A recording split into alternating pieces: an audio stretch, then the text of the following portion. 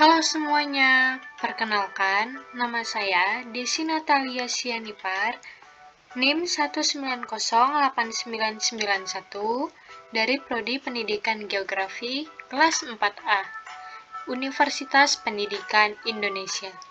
Di sini saya akan menjelaskan sedikit tentang tata kelola lingkungan pertambangan. Pengelolaan lingkungan hidup. Pengelolaan lingkungan hidup adalah upaya terpadu untuk melestarikan fungsi lingkungan hidup yang meliputi 1. Kebijaksanaan penataan, 2. Pemanfaatan, 3. Pengembangan, 4.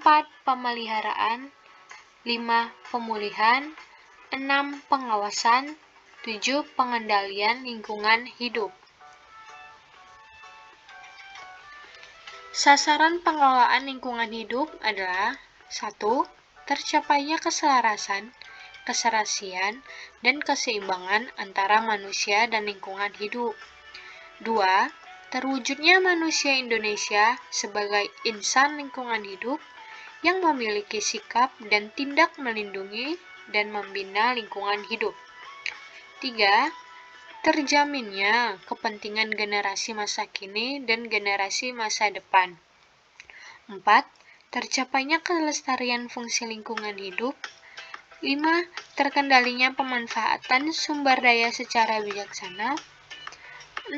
Terlindunginya negara kesatuan Republik Indonesia terhadap dampak usaha dan atau kegiatan di luar wilayah negara yang menyebabkan pencemaran dan atau perusakan lingkungan hidup. Pengelolaan lingkungan ini bertujuan untuk mewujudkan pembangunan berkelanjutan yang berwawasan lingkungan hidup dalam rangka pembangunan manusia Indonesia seutuhnya dan pembangunan masyarakat Indonesia seluruhnya yang beriman dan bertakwa kepada Tuhan Yang Maha Esa. Arah pengelolaan lingkungan hidup. Secara umum, terdapat 4 lingkup kegiatan penting dalam pengelolaan lingkungan pertambangan, yaitu yang pertama, pengelolaan dan pemantauan kualitas air. Yang kedua, pengelolaan dan pemantauan kualitas udara. Yang ketiga, pengelolaan tanah, reklamasi, dan keanekaragaman hayati. Yang keempat, pengelolaan sampah bahan berbahaya dan beracun atau B3 dan limbah. Apa itu pertambangan? Pertambangan adalah sebagian atau seluruh tahapan kegiatan dalam rangka penelitian, pengelolaan, dan pengusahaan mineral atau batu bara yang meliputi penyelidikan umum, eksplorasi, studi kelayakan, konstruksi penambangan, pengolahan dan pemurnian, pengangkutan dan penjualan, serta kegiatan pasca tambang. Secara geologi, Indonesia adalah salah satu wilayah kepulauan yang memiliki kondisi geologi yang unik, karena gugusan kepulauannya yang dibentuk oleh tumpukan lempeng-lempeng tektonik besar, termasuk di dalamnya adalah kekayaan bahan galian. Hampir seluruh kepulauan Indonesia mengandung potensi mineral, logam dan non-logam, batu bara, dan atau bahan galian lainnya. Di samping ini bisa kita lihat peta sebaran bahan tambang, di mana ada legenda yang mencantumkan beberapa bahan tambang seperti ada aluminium, asbes, aspal, batu bara, bauksit, balerang, serta lainnya. Inilah beberapa sebaran bahan tambang yang bisa kita lihat di peta Indonesia ini.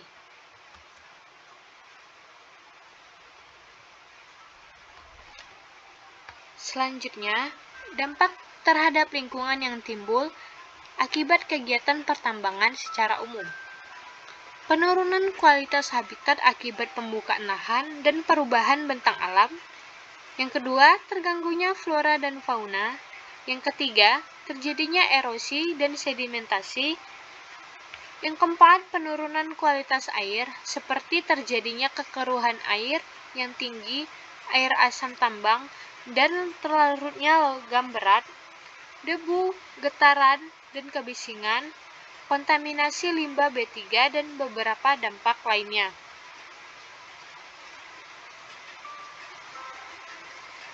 Perlu sebuah perencanaan, pelaksanaan, dan pengawasan kegiatan pertambangan yang baik untuk menghindari atau meminimalkan dampak lingkungan yang terjadi, seperti lanskap yang tidak beraturan, lubang tambang yang ditinggalkan, erosi dan sedimentasi yang tinggi, kesuburan tanah yang rendah yang tidak layak untuk pertumbuhan tanaman, produksi air asam tambang yang dapat berlangsung hingga ratusan tahun sehingga dapat mematikan biota di perairan umum, dan lain sebagainya.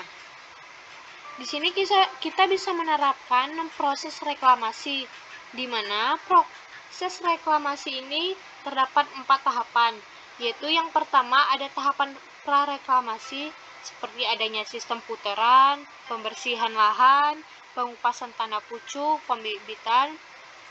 Terus tahapan yang kedua itu ada reklamasi, yaitu penebaran tanah pucuk, penanaman LCC, penataan lahan penanaman tanaman keras. Ada juga tahapan pengendalian erosi seperti cek dam, riprap, kolam pengendap lumpur. Yang terakhir ada tahapan revegetasi, yaitu seperti pengkayaan, penyulaman, dan kembalinya hutan. Selanjutnya, peraturan pengelolaan lingkungan pertambangan. Peraturan dasar dari kegiatan perlindungan dan pengelolaan lingkungan hidup adalah Undang-Undang Nomor 32 Strip 2009 yang menyebutkan bahwa perlindungan dan pengelolaan lingkungan hidup adalah upaya sistematis dan terpadu yang dilakukan untuk melestarikan fungsi lingkungan hidup dan mencegah terjadinya pencemaran dan atau kerusakan lingkungan hidup yang meliputi perencanaan, pemanfaatan, pengendalian, pemeliharaan, pengawasan, dan penegakan hukum.